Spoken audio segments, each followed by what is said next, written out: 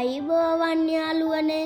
බාලදක්ෂ ගුරුතුමිය අපිට කිව්වනේ අපේ ගෙවත්තට එන සත්තු නිරීක්ෂණය කරන්න කියලා. ඉතින් මට හිතුණා මම නිරීක්ෂණය කරපු සත්තු ගැන ඔයාලා එක්කත් කියන්න ඕනේ කියලා. එන්නකෝ එහෙනම් එයාලා කවුද කියලා බලන්න.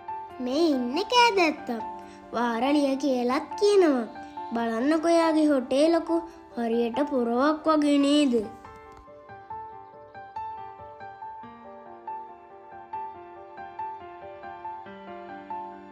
එතකොට මේ ඉන්නේ ගිරවා. දැකලා තියෙනව නේද? මෙයාලා රංචු විදිහට තමයි ජීවත් වෙන්නේ. මෙන්න ඉන්නවා පැණි කුරුල්ලා. මෙයාලා වැඩිපුරම ආහාරයට ගන්නේ මල්වල පැණි තමයි. මෙයාට පැණි කුරුල්ලා කියන නම හොඳට ගැලපෙනවා නේද? මේ ඉන්නේ පොල් කිච්චා. මෙයාට ඔරියන්ටල් මැක්ෆිරොබින් කියලාත් කියනවා. බංගලාදේශයේ ජාතික පක්ෂියා වෙන්නෙත් මෙයා තමයි. මෙයා තමයි කපුටා. එහෙමත් නැත්තම් කාක්කා. හැමෝම මෙයාට හරිම කපටි කෑදර කුරුල්ලෙක් කිව්වට මට නම් එහෙම හිතෙන්නේ නැහැ. අනුන්ගේ දරුවන් බව ආදරේ නැති දැඩි කරන කපුටා කෑමක් ලැබුණ ගමන් කෑ ගහලා හැමෝටම ඒ බව දැනුම් දෙනවා. මම නම් කපුටට හරිම කැමතියි. මෙන්න ඉන්නවා දෙමලිච්චා. පුංචි දෙයකට වුණත් මා හයියෙන් කෑ ගහලා කලබල කරන මෙයා රංචු විදිහට තමයි ජීවත් වෙන්නේ. මෙයාගේ නම තමයි කොට්ටෝරුවා. නිතරම ගස්වලට කොටන කොට්ටෝරුවට ඒකටම ගැලපෙන තියුණු හොටයක් තියෙනවා.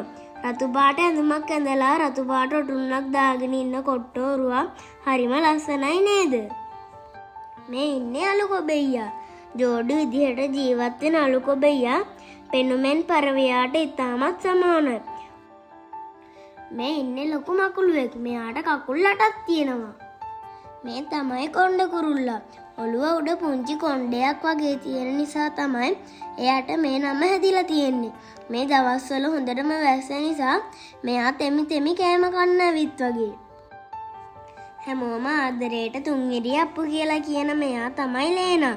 ටින්ටින් ගාමින් අතු අතර දුවපැන ඇවිදින ලේනට හැමෝම කැමතියි. ඔන්න වහින වෙලාවට තෙමෙන්න නැතුව කෑම කන්න අපි එයාලට කුඩයක් ඉහළලා දුන්නා. මේ තමයි කෙවිලිය. දැකලා තියනවද? අවුරුදු කාලයට අපේ ගෙවල් ළඟ සින්දු කියන්නේ මෙයා තමයි. කපුටගේ කූඩුවේ හොරෙන් බිත්තර දාන්නෙත් මෙයා තමයි. මෙයා නම් ඇවිත් තියන්නේ කවුලක් අඬ ගහගෙන. ඔය බිම ඉන්නේ ඒ තමයි කවුලා.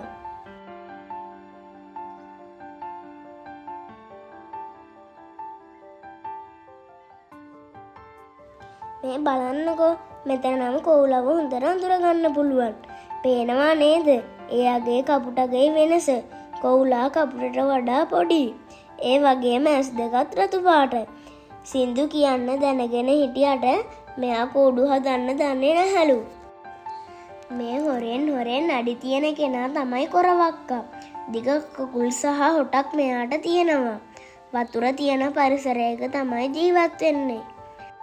පුංචි සද්දයක් ඇහුණත් කලබල වෙලා වේගෙන් දුවන්න තමයි මෙයා දක්ෂ. මේ දීප්තිමත් නිල් පාටෙන් දිලිසෙන ඇඳුමක් ඇඳලා ඉන්නේ පිළිහිඩුවා. පේනවා නේද? එයා අල්ලගත්ත ගොදුර ගිලින්නත් පහසු වෙන විදිහට මේ බටේට පහර දෙන හැටි. මේ ඉන්න කළු සහ දුඹුරු පාට කුරුල්ලා තමයි යටි කුකුලා. බුක් බුක් ගාමින් අහුමුළු වලට එබෙකම් කර මේ හොයන්නේ ගොළු බෙල්ලන්. මෙයා ගොවියන්ගේ හොඳම මිතුරෙක් තමයි. මේ තමයි මීමැස්සා. මල් ගොමු අතර පියාඹමින් රොන්නුරන මීමැස්සා පරාගණයට ඉතාම උපකාරී වෙනවා. ඒ විතරක් නෙමෙයි. මෙයා මේ විදිහට ආරන්න යන මල් පැණි මී පැණි බවට පත් වුණාම ඉතා පෝෂදායී වගේම ඖෂධීය වටිනාකමකින් යුක්ත වෙනවා. තලගොයා කියන්නේත් ගොවිතැනට ඉතාම උපකාරී වන සතෙක්. වගාවට හානි කරන ගොළු බෙල්ලන් වගේ සතුන් ආහාරයට ගන්න තලගොයා Tamanගේ ඉතාම සංවේදී දිවෙන් ගොදුරු හොයා ගැනීම සිදු කරනවා. ඉතින් යාළුවනේ බලන්න මේ නිදහස් පරිසරය තුල ජීවත් වෙන සත්තු කොච්චරනම් ලස්සනද? එයාලා දකින්න එක අපේ හිතරත් මොනතරම් සතුටක්ද? ඔයාලත් සබහාදාමට ආදරය කරන්න. එතකොට සබහාදාමත් ඔයාලට ආදරය කරයි.